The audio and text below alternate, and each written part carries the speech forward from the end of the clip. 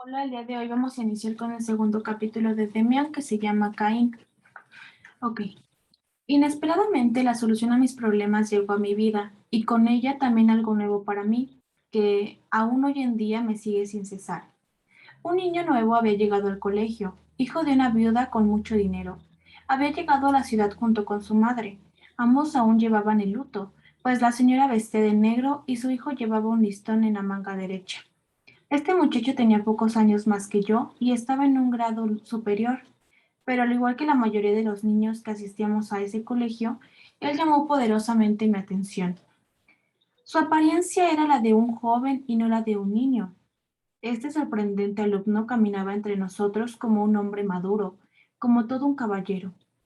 Jamás lo vi participar en juegos o en peleas. Su firmeza y valentía frente a los profesores nos agradaba a los demás. Su nombre era Max Demian. Un buen día, y sin saber exactamente por qué, instalaron una nueva clase en nuestro salón. Nosotros, los más pequeños del colegio, cursábamos historia sagrada, mientras los mayores estudiaban redacción. Así pues, mientras nos hablaban sobre la historia de Caín, mi atención se centraba en el rostro de Demian. Observaba su inteligencia y seguridad para realizar cualquier actividad. Sus movimientos y acciones parecían las de un investigador inmerso en su trabajo y no las de un muchacho en el colegio. No me simpatizaba, en el fondo sentía algo en contra de él. Me parecía muy seguro de sí mismo, decidido y superior a cualquiera. Sus ojos eran los de un adulto y no los de un muchacho. Esto no gustaba a los chicos que expresaban ironía y melancolía. Inconscientemente la atracción que ejercía sobre mí y sobre muchos de nosotros era muy poderosa, y cuando su mirada fría y calculadora se colocaba sobre mi persona, inmediatamente volteaba hacia otro lado temerosamente. El aspecto que Demian tenía por aquellos años era completamente diferente al de cualquier muchacho de su edad, pues desde esos años él ya tenía una recia personalidad y perfectamente definida, y quizá esto era lo que llamaba poderosamente mi atención.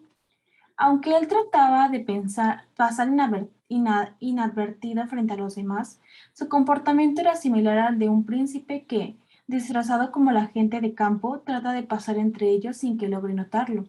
Un día, al terminar las clases, Demian me siguió, y cuando por fin me alcanzó me saludó al percatarse de que todos los demás se habían ido. Su saludo fue demasiado formal, aunque la mayoría de los compañeros así saludaban. ¿Podemos caminar juntos?, me dijo amablemente. Me sentí halagado e inmediatamente le dije que sí. Para tratar de hacer plática le expliqué en dónde vivía yo. Ah, allí, dijo con una sonrisa. Sé cuál es tu casa. En la puerta principal hay algo que llamó mucho mi atención desde que llegué al pueblo. El hecho de que conociera mejor que yo mi casa me tomó por sorpresa, aunque en verdad no sabía a qué se refería. Quizá estaba hablando acerca del escudo que está colocado sobre el portón. Este escudo había sido pintado ya en varias ocasiones, pues la lluvia y los vientos lo maltrataban enormemente. No obstante, creo que ese escudo nada tiene que ver con nuestra familia. No sé de qué hablas, le dije tímidamente. Creo que es un ave o algo así. Debe de tener muchos años, pues mi hogar era un convento. Quizá, contestó Demian. Obsérvalo detenidamente. Esas cosas suelen ser muy interesantes. Yo diría que se trata de un gavilán. Seguimos caminando y él platicaba mientras yo me encontraba hundido en mis pensamientos. De pronto, Demian sonrió como si hubiera tenido una excelente ocurrencia. Hoy estuve presente en tu clase, dijo alegremente. Hablaron sobre Caín, ese personaje que lleva en la frente una marca. ¿Te agradó? Claro que no me había gustado. No me gustaba nada sobre lo que tuviera que estudiar, pero no me atreví a decírselo a Demian. El platicar con él era como hacerlo con una persona adulta. Pensando en ello le dije que sí me había gustado. Él dio unos golpes en mi hombro y dijo, no tienes por qué mentir, amigo. Sin embargo, esa historia es sumamente rara y en tu clase no te dijeron todo. Tu maestro se concretó a hablar de Dios y el pecado únicamente. Yo creo que... Volteó y sonriendo me dijo, ¿en verdad estás interesado? Yo creo, continuó. La historia de Caín tiene otra interpretación completamente diferente. Por lo general, cualquier cosa que nos enseñan en el colegio es verdad, pero todo puede ser visto desde otro ángulo. Pudiendo entender de mejor manera, un ejemplo de ello puede ser la historia de Caín y la señal que lleva en la frente o no. Que alguien mata a su hermano durante una pelea puede suceder. Que alguien se arrepiente de este hecho también puede ser. Pero que precisamente por ese cobarde hecho lo recompensen con una distinción que lo proteja y que inspire miedo en los demás. Eso sí creo que no debe de ser. Tienes razón, dije a Demian. Eso de analizar las historias desde otro punto de vista me empezaba a interesar profundamente. Pero, ¿cómo interpretar la historia? Volvió a darme unos golpes en el hombro y dijo, muy fácil. La deshonra fue lo que en un principio existió y en el que se ha basado la historia. Existió un hombre con la cara marcada que atemorizaba a los demás. Nadie tenía el valor de tocarlo. Él y sus hijos eran intocables. Seguramente no era una señal en la frente, algo así como un sello o insignia, pues la vida no es así de ingenua. Tal vez era algo insignificante, pero a la vez inquietante. La mirada de este hombre inspiraba temor y le daba poder. Quizá llevaba una seña. Esto es lo que conocemos y cada uno de nosotros puede explicarlo como quiera. Y como siempre se inclina el hombre por lo sencillo, por eso se habla de esa señal en la frente. No obstante, todos tenían miedo a los hijos de Caín, a los que llevaban esa seña. Así pues, no era una distinción lo que marcaba a esta familia, sino todo lo contrario. Se decía que esos muchachos eran perversos y en realidad así era. Cualquier hombre con carácter y valor siempre ha sido inquietante para los demás. Era demasiado incómodo para todos que una banda de hombres malévolos anduviera suelta por ahí, así que por ello les pusieron un apodo y les inventaron una historia. De esta manera podían vengarse de ellos y así poder justificar el temor que por ellos sentían. ¿Entiendes lo que te digo? Entiendo que Caín no fue tan malo, pero si esto es así, ¿todo lo que hay en la Biblia es mentira? Sí y no. Las historias antiguas siempre son verdaderas, pero no siempre tienen la fortuna de ser contadas como en verdad sucedieron las cosas. Yo creo firmemente que Caín fue un gran hombre y que la historia que hicieron en torno suyo fue porque muchos le temían. Según raramente todo comenzó como un chisme, como un rumor. Lo único verdadero era el estigma que Caín y sus hijos llevaban, algo que los hacía diferentes a los demás. Mientras más y más hablaba Demian, mi interés y asombro iba en aumento. ¿Entonces el asesinato de Abel es una mentira? Pregunté temeroso. Claro que no. Eso fue cierto seguramente. El más fuerte pasó sobre el más débil. Ahora bien, que ellos fueran hermanos, eso sí lo dudo, pero no tiene la menor importancia este hecho. Al fin y al cabo, todos los hombres somos hermanos, ¿o no? Así pues, el fuerte mató al débil. Si fue o no un acto heroico, no lo sé. El caso es que los débiles empezaron a sentir temor de los fuertes y comenzaron a fabricar historias y lamentaciones para poder responder al que le preguntaba, ¿por qué no lo matan? No podemos, pues él está marcado por Dios en la frente, en lugar de decir, no lo matamos porque somos cobardes. Este es el inicio de esa mentira, pero yo no te quiero quitar más el tiempo. Adiós, amigo. Dio unos pasos y se perdió en la esquina de Altagassi. Yo me quedé tan solo y asombrado por lo escuchado como jamás lo había estado. Tan pronto se fue Demian, pensé que todo lo que me había comentado era lo más increíble del mundo. Caín era un hombre valiente y Abel uno cobarde. La marca de Caín era una distinción. Todo esto era una blasfemia absurda, pero ¿dónde estaba Dios? ¿No había aceptado el sacrificio de Abel? ¿No lo quería tal vez?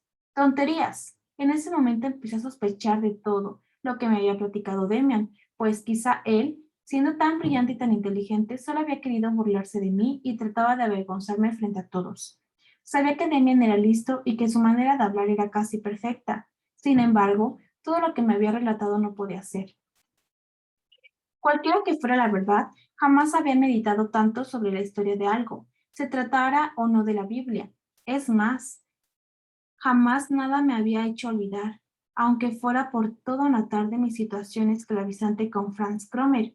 Al llegar a mi casa empecé a leer la Biblia y todo era claro y preciso con respecto a la historia de Caín y Abel, Pensaba que era inútil estar buscando otra respuesta o interpretación al asunto. Cualquier fascineroso se podría autonombrar elegido de Dios. Eso era una locura. Tal vez Demian tenía una cualidad muy especial para decir las cosas de una forma tan natural y sobre todo con una mirada única. Fuera lo que fuera, en mí había un verdadero desorden. Yo había vivido en un mundo claro y transparente. Era de alguna manera igual a Abel, y ahora estaba inmerso en el mundo prohibido. Había caído tan bajo, y sin embargo no había sido todo mi culpa. ¿Qué fue lo que sucedió? En ese instante viene a mi memoria un recuerdo que casi paraliza mi corazón. Esa tenebrosa tarde, cuando dio inicio mi tormento, había sucedido eso mismo con mi padre. Por un momento sentí que le arranqué la máscara a mi padre y empecé a sentir odio y desprecio hacia él, hacia su mundo y hacia su apariencia. Me sentí como Caín en un estigma en mi frente que me hacía un ser privilegiado, superior a mi padre y a las personas buenas y a los piadosos. Esto gracias a la maldad y a la perversidad que demostraba en ese momento. Este pensamiento y sentimiento no fue claro y preciso en ese instante, pero lo intuía, lo sentía, lo saboreaba.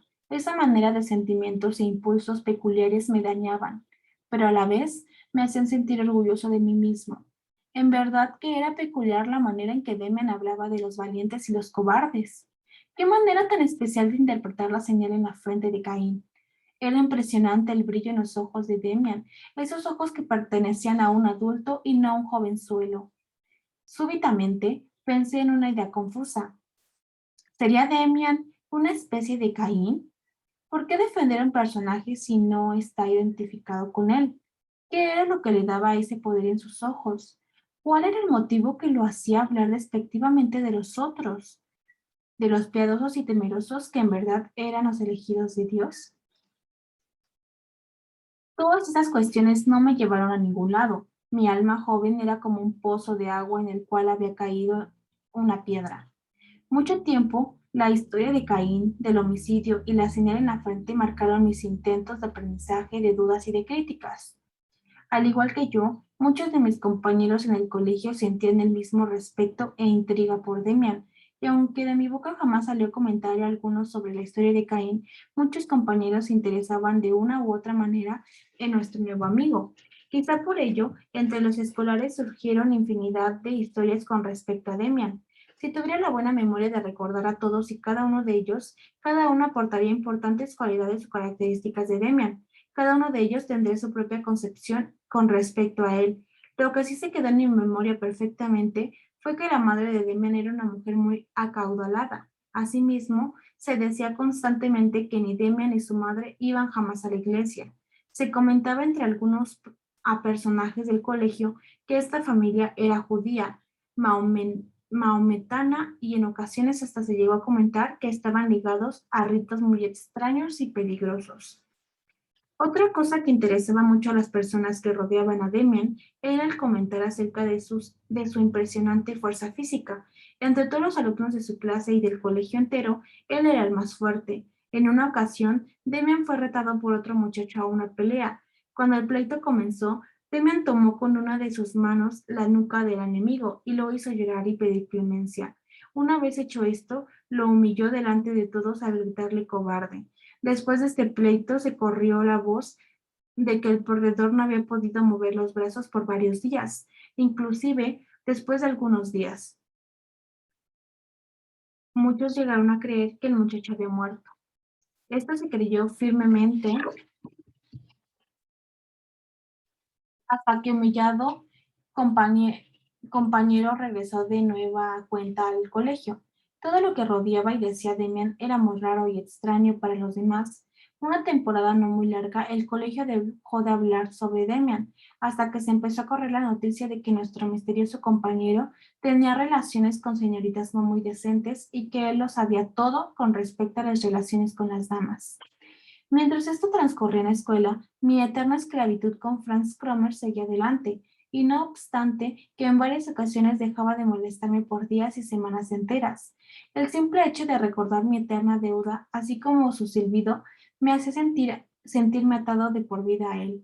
En mis pensamientos y sueños, Cromer estaba a mi lado como si se tratara de mi sombra, y como yo siempre he sido una persona que sueña mucho, me convertí en su esclavo en la realidad y en mis fantasías. Siempre soñaba que Cromer abusaba de mí y me lastimaba, me escupía, me hacía hincarme frente a él, y lo peor del caso es que gracias al enorme poder que ejercía sobre mí, me obligaba a participar en atroces actividades y crímenes. El peor de los sueños que jamás tuve por esos días fue cuando desperté empapado en sudor y con mi corazón latiendo a velocidad desenfrenada. Cromer estaba afilando un gran cuchillo y lo ponía en mis manos, dándome la orden de que fuera a asesinar a mi propio padre. Nos ocultábamos detrás de unos arbustos y esperábamos a que un transeúnte pasara por ahí para asaltarlo y matarlo. Al ver que una sombra se acercaba, Cromer me apretaba el brazo y me lanzaba hacia la persona para atacarla. Al ver que esa persona era mi padre, despertaba inmediatamente en un sobresalto.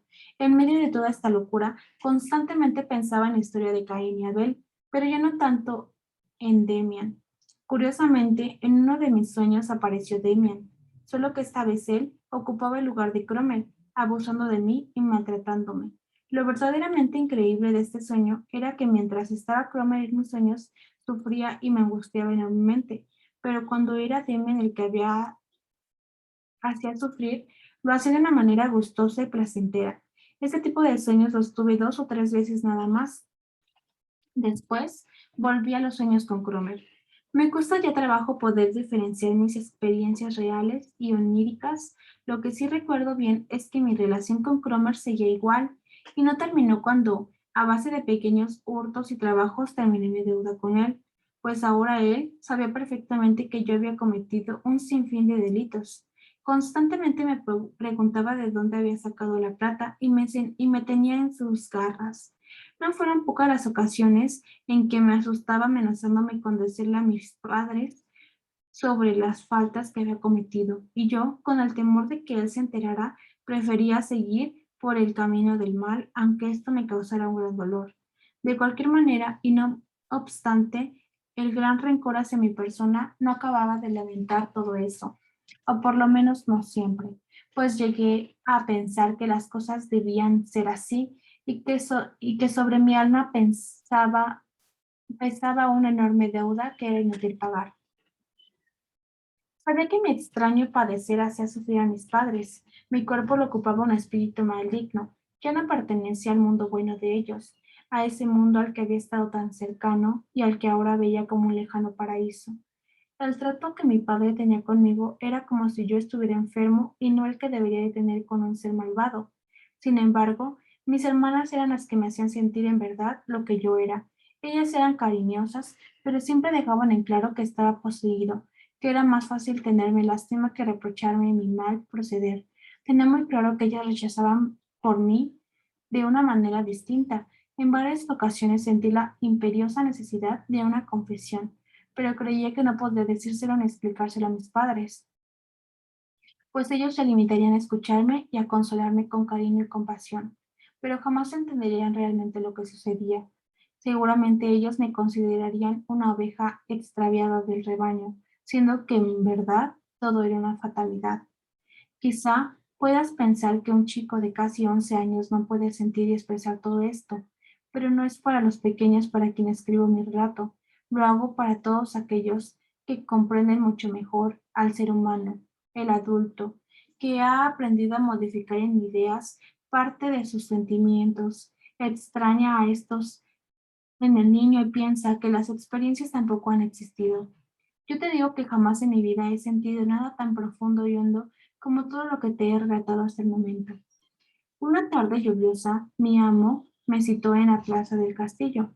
Al llegar ahí, jugué con el lodo que se formaba en la lluvia y la tierra de la plaza.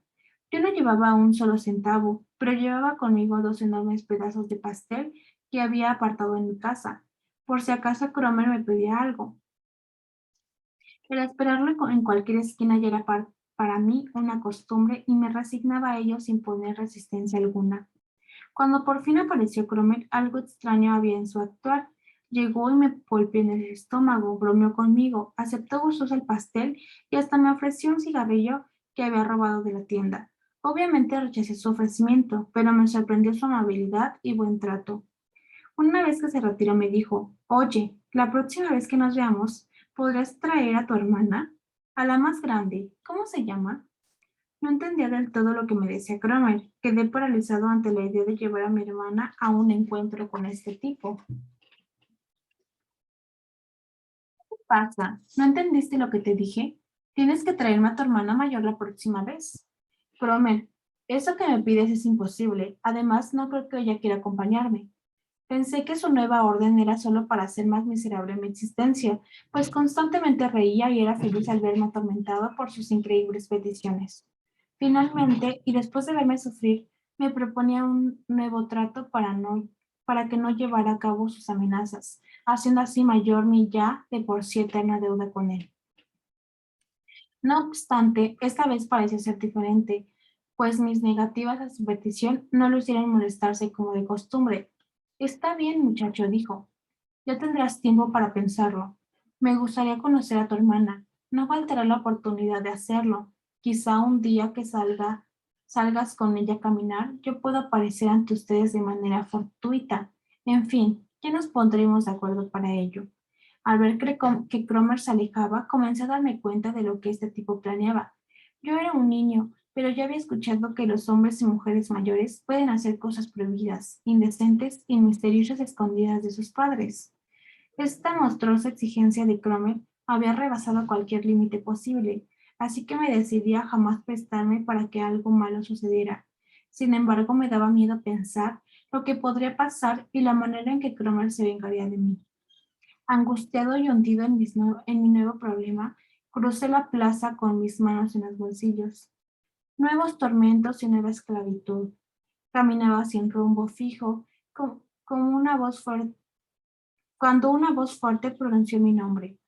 Al escucharlo, no me atreví a voltear y empecé a correr. Escuché que alguien corría detrás de mí y sentí que una mano me tocaba en la espalda. Al voltear, me di cuenta que era Max Demian. Me detuve y le dije agitado e inseguro, «Eres tú, vaya susto que me has dado».